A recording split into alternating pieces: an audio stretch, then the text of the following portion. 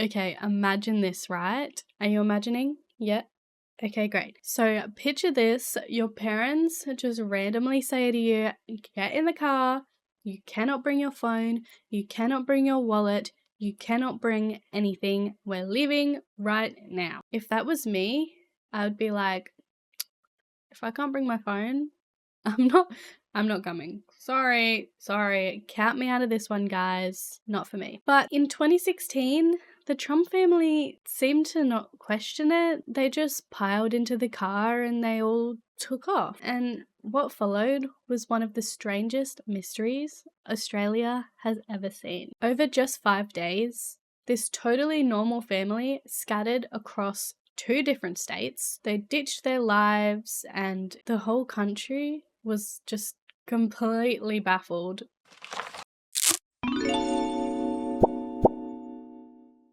Hello friends, welcome back. If you didn't notice, there's a bit of a different look to the channel now. I've decided to go a bit of a more podcasty route. If you have been with me during my cozy gaming and true crime era, thank you. I loved that era, but I am going to be trying something different. I'm going to try straying away from the gaming, but if you did love the gaming, do let me know and maybe I'll do some separate content of gaming and stuff. But I really just did want to hone in on the podcasty, true crimey, mystery vibes, you know what I'm saying? So I'm going to be uploading both videos on YouTube as well as the podcast version on YouTube and hopefully as well on Spotify. So yay, that is so exciting. Also, sorry that I sound like I have been sick for the last week. And have put off filming till today. Usually I would have filmed yesterday, but I could barely talk yesterday, so that's why I'm doing it today. And I still sound like shit, so apologies. Also, just a quick disclaimer for this one. This episode covers real events and mental health struggles that some people may find upsetting. Please take care of yourself while listening or watching today. If this isn't for you right now, that is totally fine. Just press pause, go do something comfy, and you can come back when you are ready. I will also leave resources in the description as always if you or someone you know needs support, as well as my research links as well, so you can do your own research because unfortunately I am only human and I can make mistakes. So yeah, alright, anyways, seatbelts on, buckle up. Let's get into the Tromp family disappearance. So the Tromps were from Silvan, Victoria. This is a quiet farming town tucked away in the Yarra Valley. It's about an hour outside of Melbourne for my Australia people. Picture rolling green hills, berry farms, orchards, real postcard countryside type of vibe. So Mark, who was 51 at the time, and his wife Jacoba, who was 53, ran a landscaping, I don't think landscaping is the right word. Editing Meg here. It's earth moving. They had an earth moving business. Thank you. Continue. And a berry farm. And this was like a proper berry farm. Like it wasn't like a veggie patch. It was like a full on business. They had acres and acres and they were very well known in the local farming community. They lived there with their 3 adult kids, Rihanna, who was 29 and the oldest, Mitchell, who was 25, and Ella, who was 22. All of them still lived at home and all of them pitched in with the farm work. They also worked in the family business. So this family wasn't dodgy, they weren't struggling in any way, and they weren't on the police radar by any way, shape or form. There was no scandals. They were just hardworking and private, and they were kind of just quiet little neighbours. Their neighbours did describe them as normal, if not even maybe just a little reserved. So when out of nowhere the entire family just got in their car and drove off in late August 2016, leaving behind their phones, passports, IDs, credit cards, literally everything, people were like, what could possibly make a stable, ordinary family just vanish like that? And that's where the weirdness really begins. So I'm going to break it down into the individual days of this road trip. So I'm going to start with day 1, which is the day that they do leave. So Monday morning rolls around and the Tromps they've just vacated the premises, basically. They all pile into Ella's silver SUV and take off, leaving behind literally everything important that you would want to take with you on a road trip. Like I said, no IDs, no passports, no credit cards, literally nothing that makes sense if you're actually planning a trip. The only thing they had on them was cash. So it was obvious that they didn't want to be traced by who, we don't know. So their friends did start to get worried pretty quickly. They couldn't get a hold of them. Phone calls weren't going through because no one took their phones. People eventually rang the police. When officers went out to the farm to check, the place looked very strange. So all of the family's cars were still parked on the property, except for Ella's, obviously, because that's the car that they took. And supposedly all of the cars were parked on the property, all with the doors open. It looked like they'd left in a hurry. Now, the kids, remember, they're not little kids, they're grown adults. They didn't put up a fight, they just went along with it. Which honestly is so wild to me. Like, if my mum came in hot, like, we're leaving, do not ask questions, I'd be like, okay, where are my shoes? Also, what the hell are you talking about? I would not just hop in the car without asking questions. But Mitchell, the middle child, he supposedly wasn't fully buying into whatever was happening. He actually slipped his phone into his pocket and snuck it with him. And honestly, I would do that as well because I'm a grown adult. If I want my phone, I'm gonna have it. You know what I'm saying? So now we are going to go to day 2. So now it is Tuesday, August 30th. By Tuesday, the Tromps had made it all the way up to Bathurst in New South Wales, which is about a 9-hour drive from Silvan. It's not exactly a casual family outing, it's quite the distance. Now, somewhere along this drive, Mark and Jacopa ended up clocking that Mitchell had his phone hidden. And instead of just rolling their eyes, they actually made him throw it out of the car window. Like, imagine your parents demand that you throw your literal lifeline into traffic. Babe, absolutely not. And for Mitchell, that was the final straw. This was his line in the sand. Up until then, he had just kind of been going along with it because what do you do when your whole family is spiraling? But the second he lost his phone, he realized, nope, I'm not doing this anymore. So when they got to Bathurst, he didn't climb back in the car with them. He physically separated from them and left the group, and he went his own way. The rest of the family ended up driving off without him, and Mitchell caught a train back to Melbourne by himself. And here's the key bit. When he got home, he didn't just disappear into his room or pretend it didn't happen. He went straight to the police.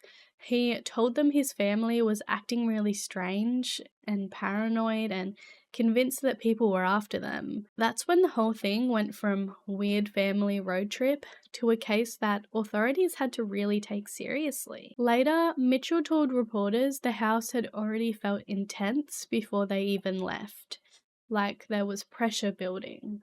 Which honestly sounds like paranoia was already bubbling away before the road trip even started. And this is where theory number 1 clicks in: shared delusional disorder. One person gets paranoid, and because the whole family lives and works on top of each other, it spreads. So now we are on day 3, Wednesday, August 31st. So now we are down to 4 Tromps left: the mum, the dad, Rihanna, and Ella. At this point, the stress inside the car must have been completely off the charts. They'd already been driving for days. Nobody had slept properly, I would imagine. No phones, no money except for cash, just pure paranoia, bouncing around like a ping pong ball. And Ella, the youngest, who was 22 at the time, she hit her breaking point. She just couldn't do it anymore. Unlike Mitchell, who calmly ditched them at Bathurst, Ella's exit was a little bit more dramatic. She literally stole a car to get away. Yep, at some point, she separated from her parents and Rihanna and took off in someone else's vehicle in order to get herself back to Melbourne. Police pulled her over pretty quickly. I mean, Girlie was basically doing a GTA side mission in real life. But the main point is that she was safe. She wanted out so badly that she was willing to risk getting arrested just to get home. So now the family of 5 was fractured even further. Mitchell had gone back to Melbourne and alerted police. Ella had bailed and been stopped by cops after stealing a car. And that just left Mark, Jacoba, and Rihanna still spiraling. And Rihanna, she was next. Witnesses later described her as looking totally distressed and not herself. Eventually, she ended up in the back of a stranger's ute in Wangaratta in Victoria, around 230 kilometres northeast of Melbourne. The driver who found her said she looked completely terrified, confused, and almost catatonic. She was apparently in the truck bed, I think that's the right wording, of this truck, so in the back tray, I believe, and the driver found her in the back, which honestly I would be horrified. I'm not gonna lie. If I found a random girl in the back of my car, I would freak out, I won't lie. The police were called and Rihanna was involuntarily admitted to hospital under a mental health order. Doctors confirmed she was having a psychotic episode and she had to stay in care for several days. So now, in just 3 days, this normal berry farming family had unraveled completely. Mitchell at the cops, Ella caught stealing a car, Rihanna in hospital with psychosis, and Mum and Dad still on the move. It wasn't just a weird family trip anymore. It was officially a public safety concern. So now it is day 4, Thursday, September 1st. So honestly, Mark's part of the story, which is the dad, might actually be the creepiest. So locals around Wangaratta, Victoria started calling in reports about this silver SUV driving all over the place. Really erratic. At one point, Mark was even tailgating a young couple so close that they thought that they were about to be run off the road. The couple were terrified, obviously. They had no idea who was behind them or why, and they later described it as one of the scariest drives of their lives. Not long after that, Mark abandoned the SUV on the side of the road and bolts on foot into nearby farmland. When police searched the car, they didn't find anything suspicious. No drugs, no alcohol, no substances, which honestly made the whole thing scarier, because if it wasn't drugs or booze, what on earth could explain this behaviour? For a little while, police actually thought Mark might die out there. He'd taken off into the bush, angry, paranoid, and not exactly prepared for survival. Eventually, he was found walking along a road near Wangaratta, disoriented and reportedly hostile. Some outlets even said he lashed out at police when they tried to approach him, though not badly enough to be charged for it. I totally just skipped this and forgot to mention this, but Jacoba ended up being admitted into a mental health hospital as well with Rihanna. So anyway, there's that. Sorry, forgot to mention that. So now all 5 Tromps were finally accounted for, but the family that left Silvan just days earlier completely fractured across 2 states. Mitchell was back in Melbourne with police. Ella was stopped after stealing a car. Rihanna is in the hospital. Jacoba is in the hospital. And Mark, the father, the last one standing, was found wandering alone, angry after terrorizing strangers on the road. 5 days and 5 totally different breakdowns. So from the police side, this whole thing was completely chaos. Think about it. 1 minute, they're told an entire family has disappeared. Then suddenly, Mitchell shows up at a police station in Melbourne saying, "My family has literally lost it." Then Ella gets caught after stealing a car. Then Rihanna turns up in the back of a stranger's ute and has to be admitted to hospital. And then Jacoba is wandering Yas, completely disoriented. Oh yeah, she was wandering around disoriented. She ended up getting picked up. That's how she got to the mental hospital with Rihanna. Sorry, I'm all over the place. Blame the cold and flu meds. Huh? And finally, Mark's found after terrifying a couple on the highway and then vanishing into the bush. It was like whack-a-mole. Every time police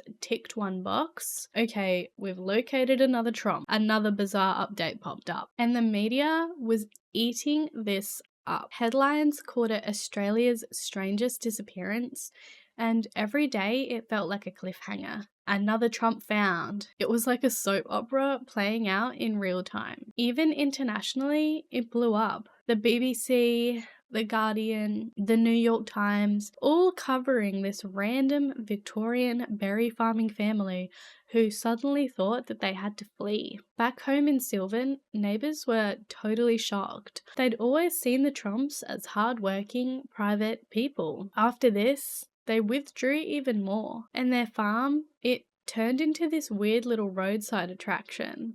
People would drive past pointing, "That's the Tromp farm." Oh, I could not imagine. I would die. So while the family was spiraling, the outside world was glued to the drama. Half terrified, half fascinated, watching it unfold like live television. So, what happened after all the chaos? Honestly, not a lot, which is what makes it even more unsettling. Rihanna, remember, she was the one found catatonic in the back of a ute.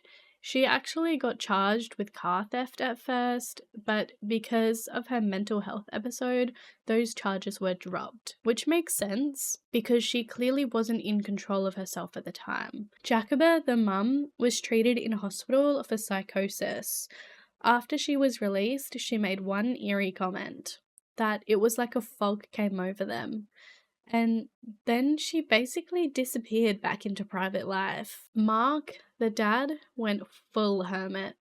No big interviews, no press conferences, nothing. And honestly, that silence just makes it more suspicious, even if it was just him being embarrassed. Ella, the youngest, gave tiny little comments like, "I just wanted to go home," which is fair enough. Sis literally boosted a car to escape, so you can tell that she had had enough. And Mitchell straight up said, "I just had to get out of there," which low-key made him the most relatable one in this whole mess. He was like, "Nope, not my circus, not my monkeys."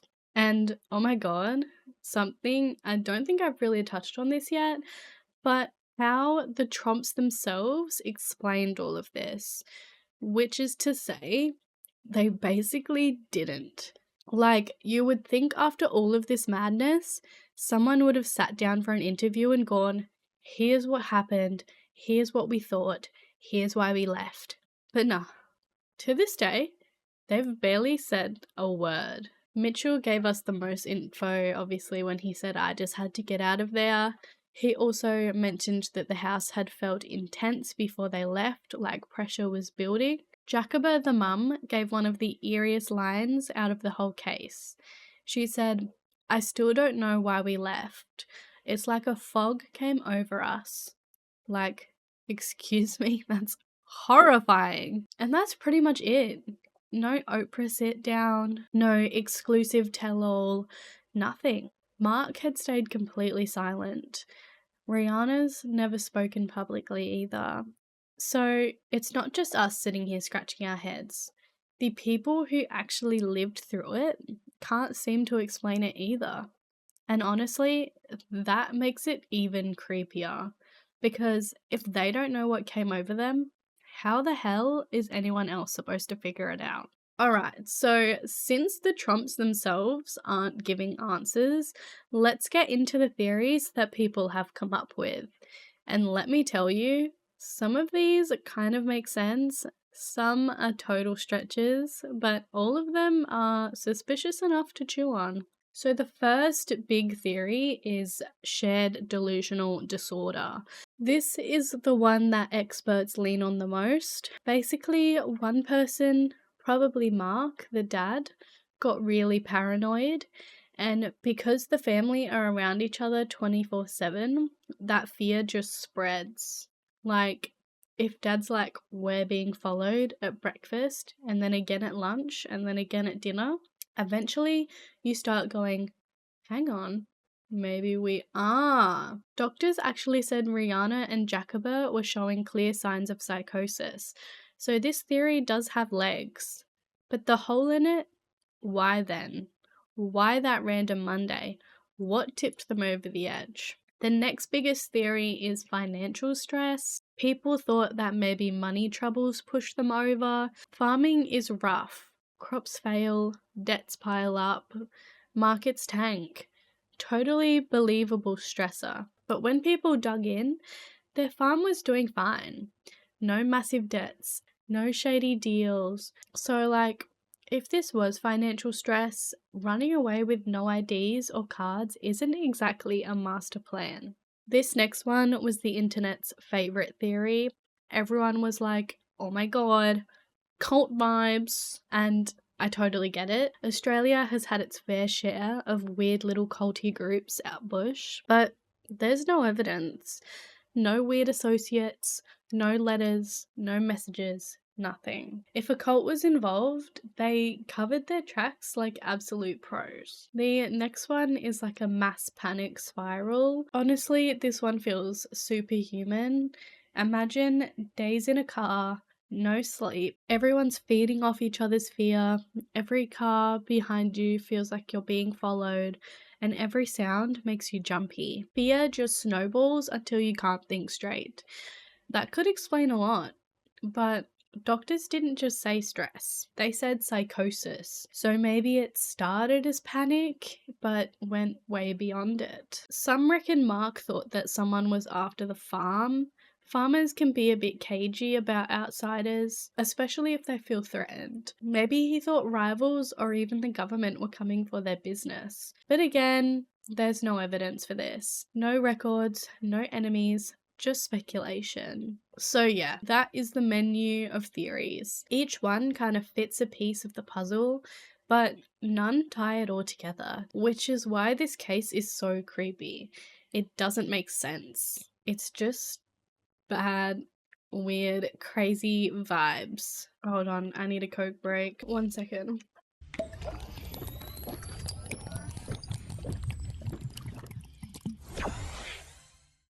Hungry Jacks? Sponsor me. So that is the Tromp family disappearance.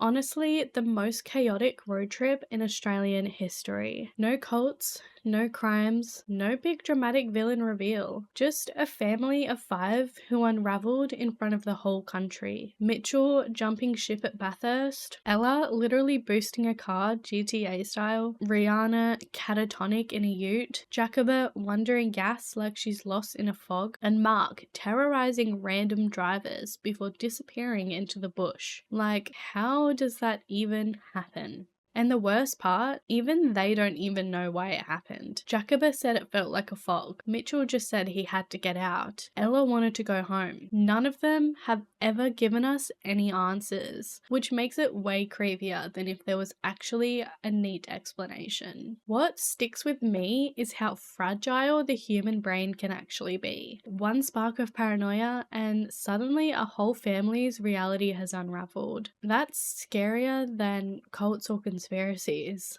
because it means this kind of break could happen to literally anyone. Thank you so much for hanging out with me while we unpack this one. I am so sorry that I've sounded like this for the entire video. I have been struggling for real. If you love true crime and strange mysteries, make sure you stick around.